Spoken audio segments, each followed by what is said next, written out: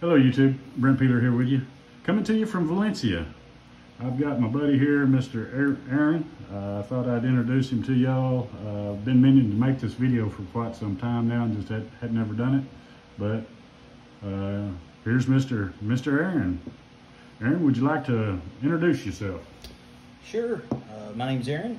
I'm from, currently reside in Amarillo, Texas. And met Brent there, I guess 5 years ago, maybe 6 years ago, and we've become good friends and traveling buddies. Spent time down in Mexico, and so I kind of follow his lead whenever it's traveling the world. So at least these days. So when the Navy's not sending me where to be. So tell us about that. What was you? Where you grew up? You grew up in Amarillo, Texas. What did you do after graduation? Got off the farm as quick as I could. Tried college, but they don't like it when you major in beer drinking and dope smoking, and so I went. I understand completely. Went in the Navy and spent 6 years on active duty. Basically doing weapons, missile gun guidance, machine guns, stuff like that, and deployed after 9/11. Saw some of Europe, and then deployed again 03, 04. Saw a bunch of South America busting cocaine runners and cartel guys off of Colombia. And got out, went to college, married, divorced, and single since. Just living all around, and now trying to travel again, and kind of I kind of lost my way after my divorce, and I had to deal with some of my own mental health struggles from the military and other things, and so I'm slowly coming back to life, and it's taken a long time. Totally understand. Been there, done that, and it's a big difference over here in the Philippines than it was back home. How can you explain any of that, or is that just something you hear on YouTube, or have you noticed a difference? Well, the pros over here, which is, you know, night and day, and from where I've been in Europe, from where I've been in South America, and now here to Asia, you know, there's a little bit of chasing the gal, but most of it is you don't have to do all the other. You don't have to jump through 5,000 checkpoints and, you know, give them your DNA and your credit score and all this other stuff that, you know, girls in the United States are just, you got to jump through 5 million hoops just to take a girl on a date. And it is not that way over here. They mainly, I mean, they'll pursue you. Because I think that women over here still see the value beyond economically that a man brings to the relationship, whether it's safety, security, emotional support, but they also don't expect you to be everything, and at least that's the way it seems in the United States. So, you know, there's pros and cons to that. I had an interaction with one girl over here, and she dropped the L-bomb like on the first date, and I haven't dated a girl since being over here, because that comes with a quickness here.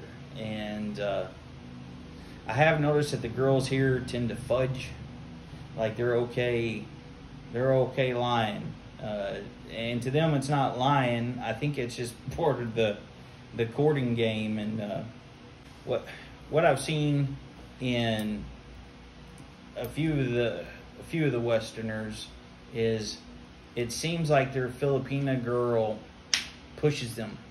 It's like that's part of, like, they're trying to see how much they can push the person until the person will go no, right? And I think that's kind of the Filipina dance. Yeah, like they're trying to fill you out what they can get by with. There's a whole lot of filling out here, and you know, it's and in a pretty short time. I'd have to agree with that too. Yeah, they move quick, very quick over here. So if you're not into quick, which I am not, especially after my divorce, shoot, I've been single 8 years, almost 9 years, and I'm not rushing into nothing. So if you're going to come to the Philippines and you want to get into insta relationship, the odds are good. You can get here on Monday, be married by Sunday, and have a whole nother family to go along with it, and everything that goes along with that. But if you're not into that, then it's a little bit of a different scene. I totally agree. And people don't believe me, but my best advice if somebody wants to come over here, just come over here and enjoy the Philippines, and all that other stuff will fall into place, because it's a beautiful country, and there's so many things to do and see that I know, coming from the West, that's usually the first thing on everybody's mind, but honestly, it should be the last thing, I think. And you're one of the few that agree with me on that deal. I mean, that's always the number one question and the number one thing that people are worried about, and I really think that should be last on the list. But coming from the West, I totally get it too. I understand. And I agree with Brent, and I hope that people take his advice. On his channel, he gives a lot of good advice. I'm going to go ahead and say, Brent's tripping, like and subscribe. Appreciate that. But it's very true. There's so much beauty to this country. Coral reefs and sea turtles and sea life. If you want to snorkel, this is paradise. You want to see tropical flowers on the sides of volcanoes and volcanic, rivers with clean water. Now, that's the cleanest water you're going to find. Don't drink the stuff out the tap. But I mean, just beautiful nature. And I'm not going to get caught up into a relationship where now I'm worried about this person and this and that and this and that and all their family, because then I don't get to enjoy, like Brent said, the actual experience of the Philippines. So take that advice, folks. Totally agree. Now, before you come to the Philippines, what was you doing back home, and how was it different than here? Well, since retiring, and I've had to, for a lot of more mental reasons and some physical reasons. I don't know. It's in the United States. I don't always feel as useful, and I don't know if that's just kind of a U.S. thing where men don't feel real valued anymore, and we don't feel and I feel that way a lot. And I guess I will tell you. I wasn't doing a whole lot other than some, part-time work, and it just. But in general, when you're 46, when I as being 46 in the U.S., in some ways over there, that's damn near dead. I mean and there's this deal of like, ooh, you better get ready for the home. I mean, start getting your money in order and stuff like that. I don't know if you feel that way too, but that to me, it kind of seems like it is over here. So over here, the first thing you get asked by every single there's like 3 questions. Every Filipino woman, it doesn't matter if she's 18 or if she's 80. They're going to ask you the same 3 questions, and it's going to go this way. They're going to be like, where are you from? And you say, I'm from America. And they always throw in Texas just because everybody seems to know where Texas is. And they'll be like, you not married? You married? And I'll be like, no. And they'll be like, do you have kids? It's in this order. In that order. And no. How old are you? 46? And the response is always, oh, you're so young. You're so young. Well, I have a wife. And I was like, well, I was married before. And but the reason I say that is because everybody's response over here is, you're so young. You're so young.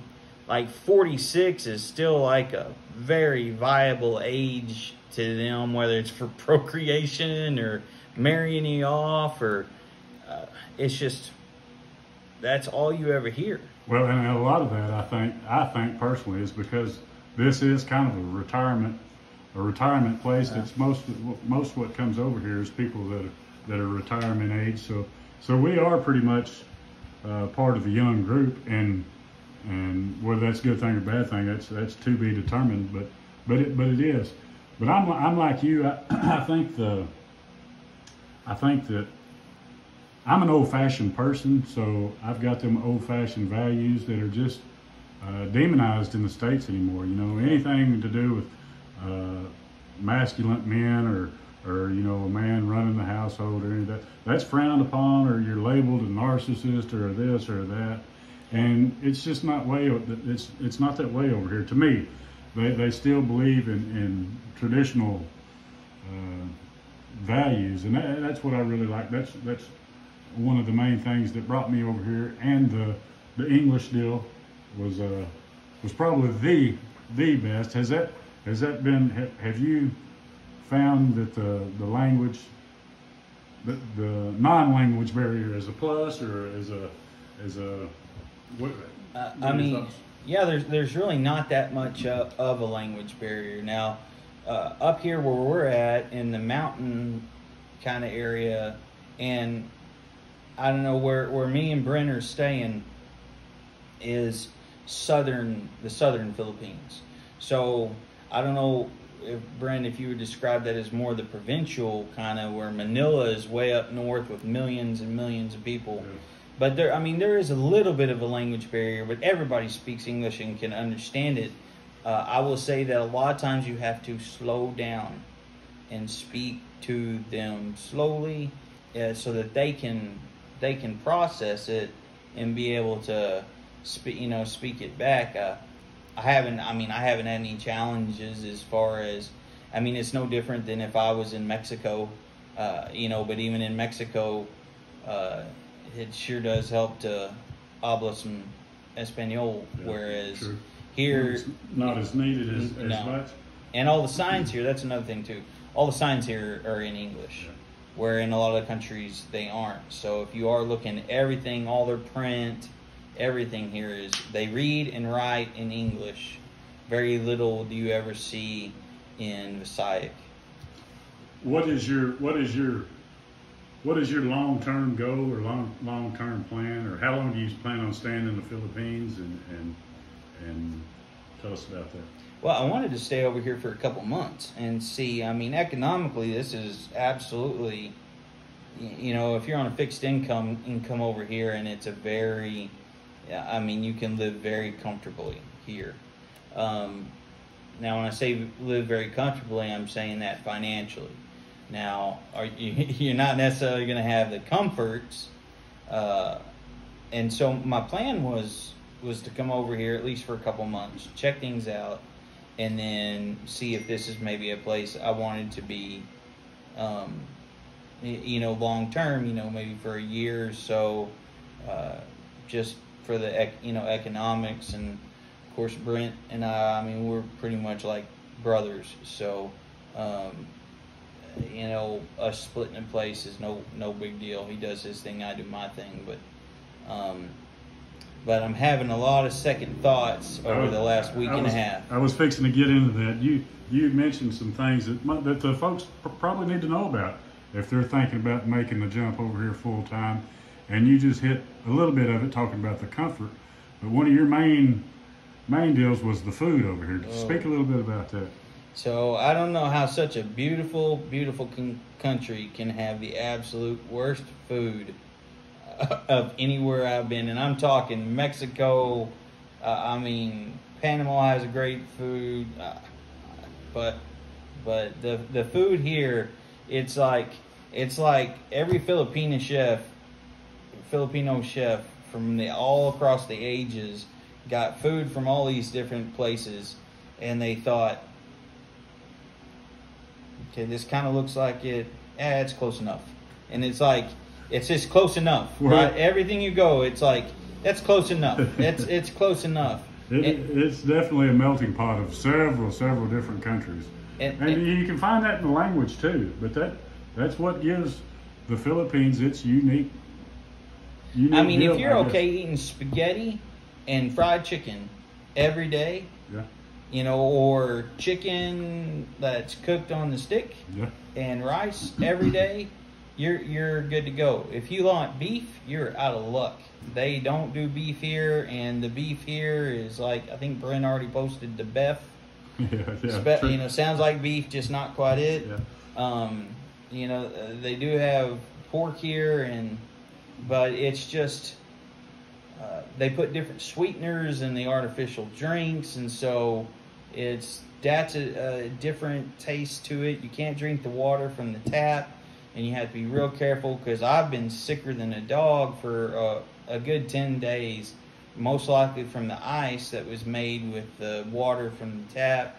And so you have to watch that, because that sickness has been terrible on me. Over here, you know, sometimes you just kill for some American cheese, because they use water buffalo here to make the butter, to make the cheese, and it is a totally different taste to it than, you know, just, I grew up in cow country. You and I both did, and I'm a beef guy. Yeah, and that's been my hardest adjustment is the beef factor too. And I'm not big on seafood, so like I say, I'm kind of behind the 8 ball there. But I've got lots of dishes, Filipino dishes that I like.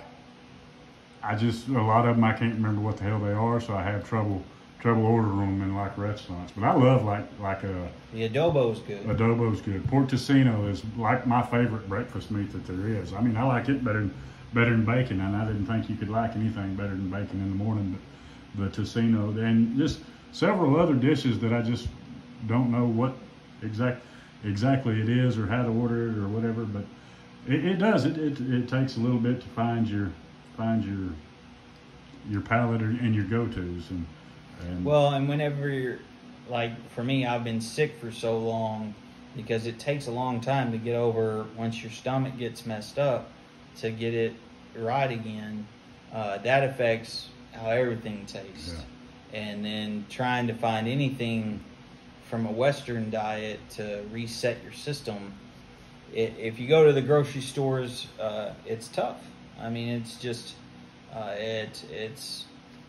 I mean, if you want to eat fruits all day long, they got fruits. I mean, if you could live on fruits, knock yourself out. But I've just always been a beef man, yeah. So it's been tough. Same here. And folks, you can get you can get lots of American brands over here, but you're going to pay for them. I went to the grocery store today, and I was looking at a jar of just regular grape jelly from the United States. It was like $7. Or you could get a Filipino brand that was like $2. So I decided I didn't need jelly quite as bad as I thought I did. These do not taste like cornflakes. Just letting you know. I don't know what they use, but not cornflakes. Anything that you think might taste like something the only thing that I've had that tastes anything like it does in the United States, and I will hide the name brand just so that, you know, Brent doesn't get blocked, but there's a cheesy thing on here. These taste like the U.S. Other than that. So I think we've about decided that he's not a fan of the food. So no. Any other things that pros, cons, ups or downs? Pros, I mean, just the people are super nice. They're very spiritual. That's another big thing. Whether it's they do have a sprinkling of Muslims around here, most everybody, it seems, is involved. You know, typically the Catholic Church, but they do have a lot of you know, spirituality, kindness. Of course, there's a lot of poverty, but that's to be expected with a third world country. You kind of can, when you're driving down the road in this beautiful scenery, I think this can probably describe my Philippine experience accurately. All around you is like this beautiful nature. I mean, gorgeous tropical flowers. And you're like, oh, that's awesome. And then shithole. Oh, beautiful flowers, beautiful flowers. Another another terrible hovel. And it's the same thing when you're driving around smelling like, oh, smell those tropical flowers. Sewage. Oh, smell those tropical flowers. Sewage. And it's just like, it's this mix of the most beautiful things you've ever seen and then some of the most base things. And that's, to me, one of the things to kind of just know. And it may not be that way up in Manila, and it may not be that way in Cebu. I just know I've only been to this one island other than flying into Manila, and I couldn't wait to get out of that place. That was a zoo. I mean, from a sociological deal, I think it's very sad that a lot of the girls are trying to turn themselves white by bleaching their skin. And they do that a lot. They put bleach in all the suntan stuff. It'll be, just hotter than I'll get outside. And these girls and the younger boys will be riding around with hoodies over their heads so that they don't get the sun. Right, I see that too. But at the same time, I see what the girls back in the States go through to try. I mean, they just do the opposite. They sit out in the sun, miserable, trying to get a suntan or a tan in bed and risk getting cancer or whatever just to try to look good. So, I mean, I understand it, but I don't. We want to be them and they want to be us, I guess. I just think it's sad, that they feel like they have to look like a different culture rather than being the islanders that they are. And, it'd be nice if they embraced it like the Samoans or the Maoris do, but that's just a side observation. But since you've been over here, you've created a YouTube channel. Tell us a little bit about that. Oh, it's just a little channel. It's called Gringo in Paradise.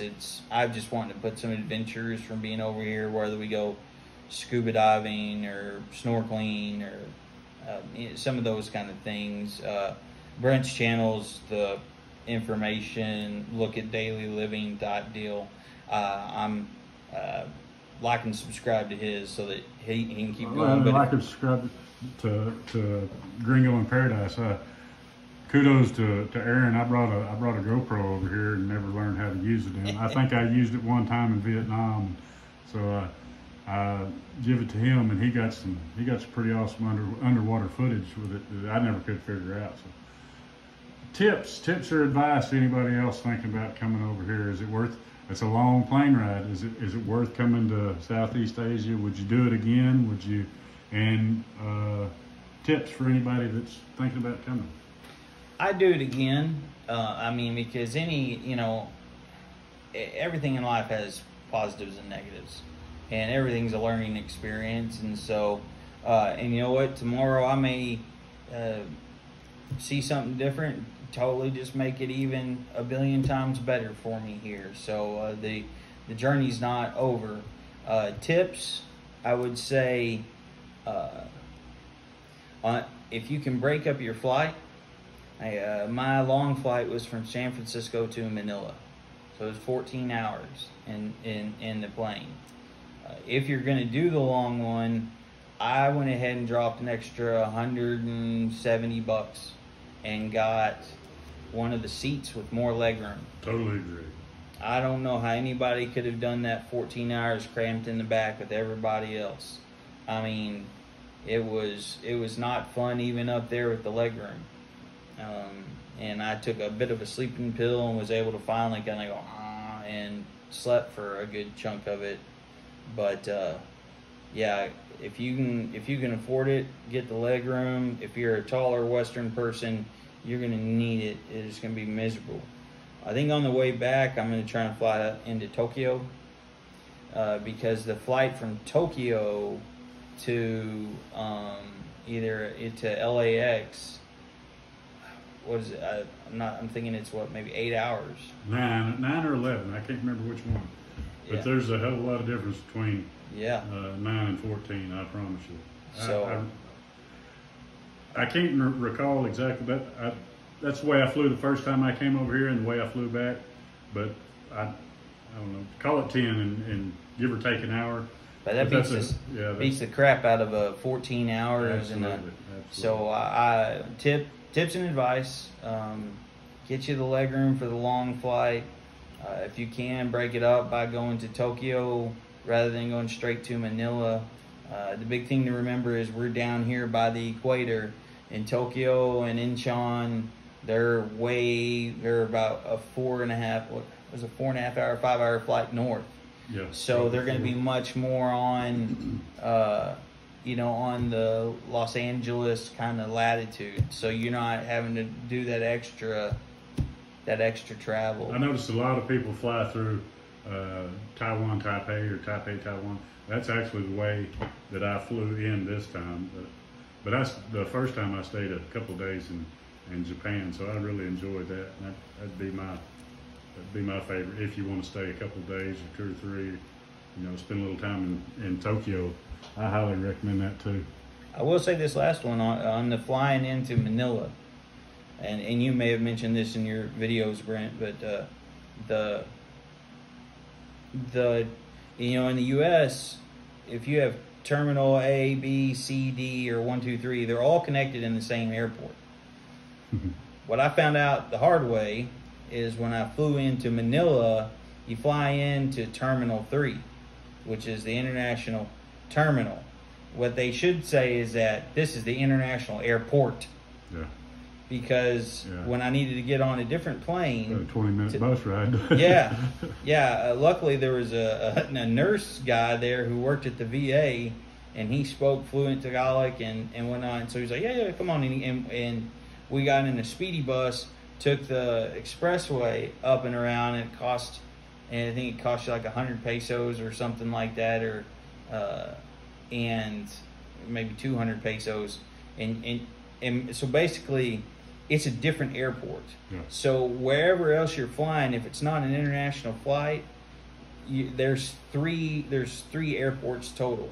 So if you're going to fly down to Davao or Cebu or where we're at, you have to leave that airport and go through this massive amount of traffic. I mean, massive, to get to the other airport, which is called Terminal 2. Yeah. But it should be different damn airport. Yeah, that's a good point. And even domestically, because I went through this same ordeal, I took a bus from Angeles City to the airport, and like a dumbass, I got off at the wrong terminal, and I think I paid like $6 or $8 for a 2-hour bus ride from Angeles City to my supposed terminal. Of course, I got out the wrong one and had to immediately get back on a bus or a taxi, and it charged me $20 to go from Terminal 1 to Terminal whatever terminals there was. It was $20. Yeah, you're right. It was $20 to the domestic. So yeah, pay attention even on the buses, because and if you're pressed for time, you're just not going to make it if you get off the wrong spot. So. No, and that's the other thing. They have shuttles that go from the international terminal to the other terminal. But if you go to that shuttle, they'll ask you, what time's your flight leaving? Yeah. And what they told me was like, well, our next shuttle is not going to leave for at least another hour. Yeah. You need to go get a taxi to make sure you're there on time. That's what I had to go through. So, I mean, you're not going to necessarily get a free shuttle. And these are just kind of, if you've never been to a more third world airport kind of a situation, need to know that ahead of time. Totally agree. Okay, packing list. Anything that you wish you would have brought that you didn't bring, or less? Less is best. Less is best. You're not going to wear that much clothes here, and so I brought way too many socks, which I just threw them away because toting them with me everywhere. I mean, those socks took up a lot of space in my bag, and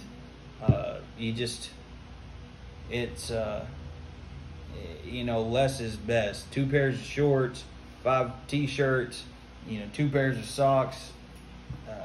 I brought my traveling clothes from the U.S., which is jeans, hoodie, and T-shirt to wear in the airplane because it's colder and all get out. But once you get here, you're not going to need anything but some T-shirts and shorts. If you want to wear underwear, that's on you, you know, but you may not want to after you've been here a little while. They're chafing. Well, half mine are shorts / swimsuits anyway, so I agree. And clothing and stuff are so cheap over here. It's just as cheap to buy it than worrying about being overloaded on your allotted luggage. So that's a pretty good tip, I'd say too. So and don't get in a hurry. That is a big thing. And you're on Islander Filipino time here. If you want to come over here with that Western, everybody's got a this, that, or you're expecting your food to come real fast at a restaurant, or no, they have their own clock and they go by their own clock, and there's no point you coming over here and making an ass out of yourself and the rest of us look stupid because you don't know how to be patient when you're a guest in somebody else's country. And I'm sorry, I don't mean to be preaching, but nothing drives me up the wall than an entitled Westerner, in a country that's not even theirs, like they own the place. Making us all look bad. Yeah. Totally agree. Any final thoughts? Any shout outs? Anything else? Nope. If not, I think we'll wrap this up. Y'all go check out his channel. It's Gringo in Paradise. Give him a little support, thumbs up, subscribe, do all that good stuff, and I appreciate everybody watching. This is Brent's Tripping. Peace.